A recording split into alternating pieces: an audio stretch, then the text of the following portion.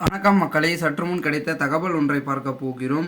அதாவது திமுகவில் கடும் மோதல்கள், திடீர் தகவல். அதாவது ஸ்டாலின் அதிர்ச்சி. இந்த ஒரு தகவலை பற்றி தான் நாம் பார்க்க போகிறோம்.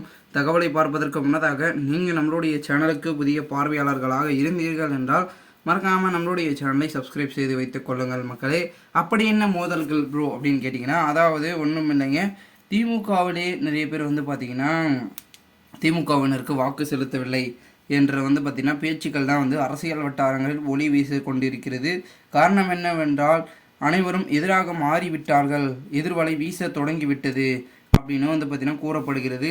ஒட்டுமொத்தமாகவே நம்மளுடைய அனைத்திந்திய அண்ணா திராவிட பக்கம் பார்த்திங்கன்னா ஒரு சில விஷயங்கள் வாக்குகள் போயிருந்தாலும் கூட இன்னொரு பக்கம் திராவிட முன்னேற்ற கழகம் பக்கம் பார்த்திங்கன்னா ஒரு சில வாக்குகள் தவிர்த்து விட்டது, வரவில்லை அப்படின்னு தான் பார்த்திங்கன்னா பார்க்கப்படுகிறது.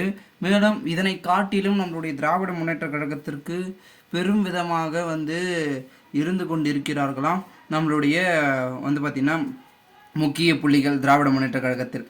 காரணம் என்னவென்றால் தற்பொழுது ஆட்சியிலும் சரி பொதுமக்களுக்கும் சரி திராவிட மாடல் ஆட்சியை பார்த்திங்கன்னா பிடிக்காமல் இருந்து கொண்டிருக்கிறார்கள் என்று கூட பார்த்திங்கன்னா ஒரு சில கட்சியின் தலைவர்கள் சொல்லி கொண்டிருக்க, இந்த ஒரு சூழலில் தற்பொழுது அதற்கான எதிர்வரை இந்த ஒரு தேர்தலில் பார்த்திங்கன்னா சுட்டி காட்டும் வகையில் நிறைய இடங்களில் பார்த்திங்கன்னா நடந்திருக்கிறது கருத்து கணிப்புகள்.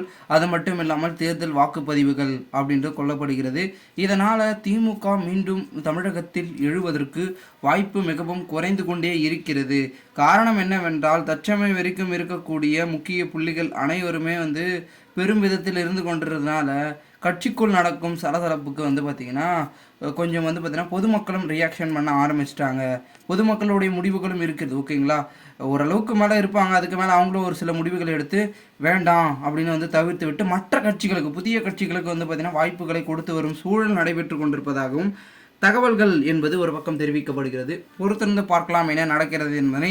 மேலும் இதுபோன்று நீங்கள் அரசியல் சார்ந்த நிகழ்வுகளாம் தினசரி தெரிந்து கொள்ள நம்முடைய சேனலை சப்ஸ்கிரைப் பண்ணிவிட்டு கூட இருக்க பெல்லைக்கான ஆளில் கொடுத்து வைங்க மக்களே. அப்போ தான் அரசியல் சார்ந்த காணொலிகளாம் நீங்கள் நோட்டிஃபிகேஷன் மூலமாக தெரிந்து கொள்ள முடியும். நன்றி, வணக்கம்.